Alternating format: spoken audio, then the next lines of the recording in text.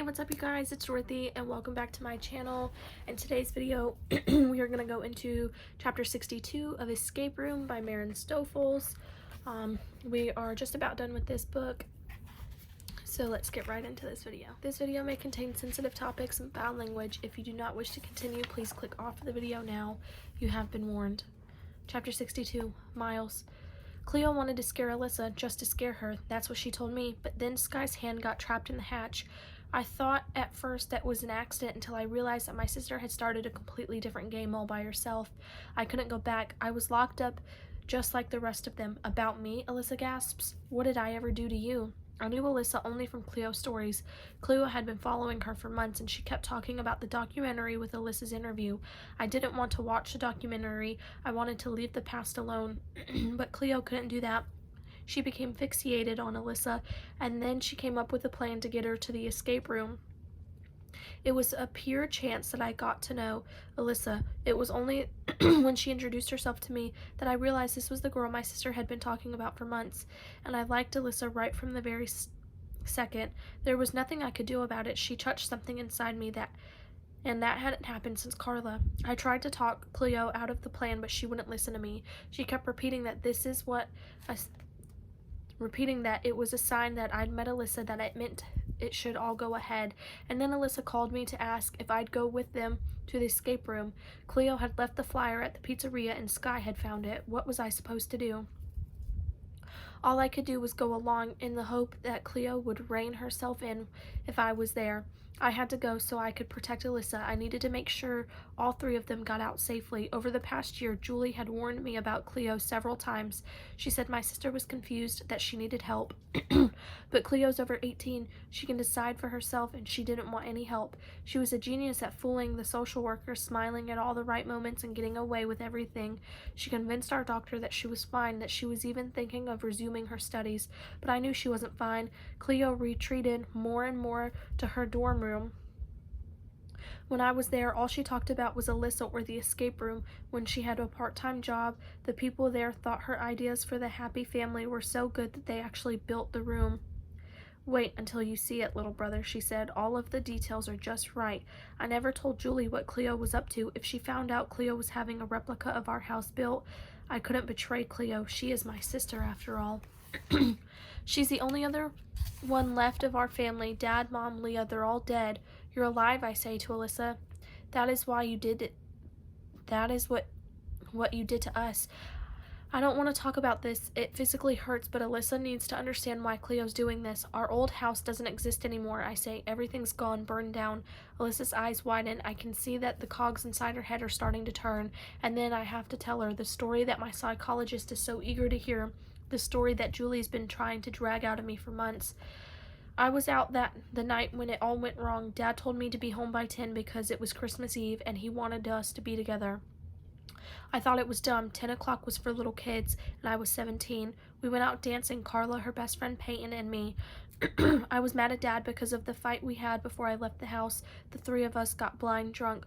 When I finally headed home at 12, there were clouds of smoke above the houses. I remember thinking it was exciting. I even sped up, but when I got to our street, it turned out that it was our house that was on fire. I instantly sobered up. I ran to the fence and a firefighter held me back. He shouted that his buddy was inside and that I should wait outside. He asked me how many people were in the house, and I told him 4. Cleo had already moved into a dorm room, but she was at home that night because of the holidays. It was driving me crazy waiting there. The flames were licking the bricks, and there was smoke everywhere. Cleo came out. She had a big burn on her neck, and she was leaning on a firefighter. She was coughing, and she fell into my arms. She said she had to go back, that Leah had been calling for help. The firefighter shook his head. You guys stay here. We'll help your family, he said, and he went back. His buddy went with them. I watched them run into the burning house. As Cleo was helped into an ambulance, the inferno spread. It was so incredibly hot where I was standing, but it didn't even occur to me to move away. Cleo came back. She'd fought her way out of the ambulance, and she had a blanket around her shoulders. I held my sister. I was scared she was going to run back inside for Leah. And at that moment, something collapsed. My mom and dad's bedroom, I think. The neighbors standing around us were screaming and shouting, but Cleo and I were both silent. More firefighters went into the house. They were shouting, but I didn't know the names. And then a man came out, the same man who brought out Cleo, the man who had promised to help our family. His whole face was black. He could barely stand. The ambulance guy gave him an oxygen mask. The firefighters didn't do anything else after that. All their attention went to the other firemen, Dad, Mom, Leah. They were forgotten. My dad, stammers Alyssa. That man was my dad. I look up. So now you get it. It's deadly silent in the room. I see Cleo again standing with me behind the fence. She collapsed, clung onto me like a child to its mother. I had to keep standing for her, but I was tired, so tired. My dad lost a good friend that night. Alyssa's voice is trembling. He was ill for months. I told you that.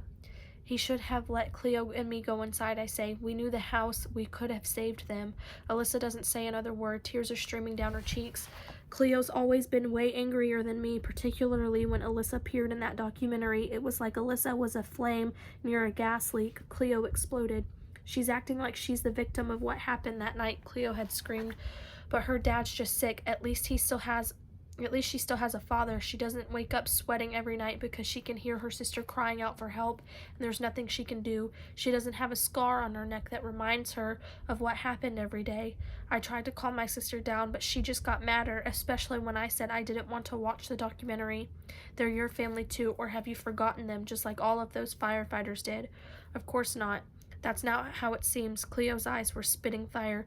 You've just traded them for Julie. I knew it was her grief talking, but Cleo went too far. I left and we didn't speak for 2 weeks. Cleo seemed to have calmed down after that, and we left the subject of Alyssa alone. We did fun things together again. Cleo gave me my first driving lesson, and now and then I just delivered a pizza for free. For a little while, it felt like we'd been before the accident. But when I was over at Cleo's one day, I saw a notebook on the windowsill. Cleo had gone to the bathroom, and I opened the book out of curiosity. There were all kinds of notes in that. Didn't seem to make any sense at first. Has 2 brothers and a sister. Sister is the same age as Leah. As I read Leah's name, my breath stopped and I read on frantically. It has everything. It's beautiful. No scars. Dad's still a firefighter. So Cleo was keeping notes about Alyssa. It was full of recent dates. She was still obsessed. What are you doing? Cleo was suddenly back in the room. That's mine. I looked at my sister. You're following her. So Cleo snatched the book from my hands. You have to stop this. Why? Cleo looked at me venomously. Somebody has to do it. Come live with us, I begged her. You know Julie won't mind.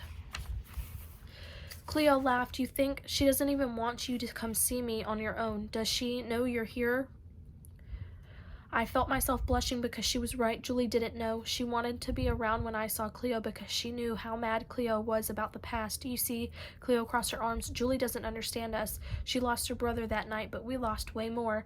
I crossed my arms too. I'm not getting involved. Cleo came to stand in front of me again, like you didn't get involved that night. That hurt. If I'd come home earlier, I could have saved my sister because Leah's bedroom was next to mine. Maybe I'd have found the fire sooner because I often had to go pee at night. The fire was started by a candle on a table which Leah had lit. My little sister always wanted to have candles around, and Mom must have missed that one when they went to bed. The candle was too close to the curtains. They caught fire after everyone had gone to bed. I look up at Alyssa, who is still standing in front of me with the shard of glass. Maybe it should all end here for me. Perhaps it's better that way. I let my mom and dad and my sister burn. I drove Carla away. I let Cleo have her way. Why didn't I talk to Julie? She might have been able to stop Cleo, but Cleo's my sister. Other than Julie, she's the only family I still have. I couldn't betray her. Do you want to stab me? I spit out the words, then do it. Don't come any closer. Alyssa holds out the piece of glass, trembling. I'll do it. I really will do it. I murdered my own father and my mother and my sister. Leah, who always wanted me to play the keyboard for her, I'd play until I had blisters on my fingers. If only it would bring her back. Don't move. Alyssa's voice is shaking. She holds out the glass farther. I'm warning you, Miles. Just do it, I beg her. Please. It's what I want. It's what I deserve. No. Alyssa's voice is an octave higher than normal. Don't move. There's a bang on the door. Mitt and Sky are tired of waiting. They've come to rescue Alyssa. You're lucky to have friends like that, I hear myself saying, and I reach out my arms to Alyssa. It happens so quickly that I don't realize at first, but then I feel a sharp, stabbing pain. That is the end of this chapter. I will see you guys in the next video. Bye!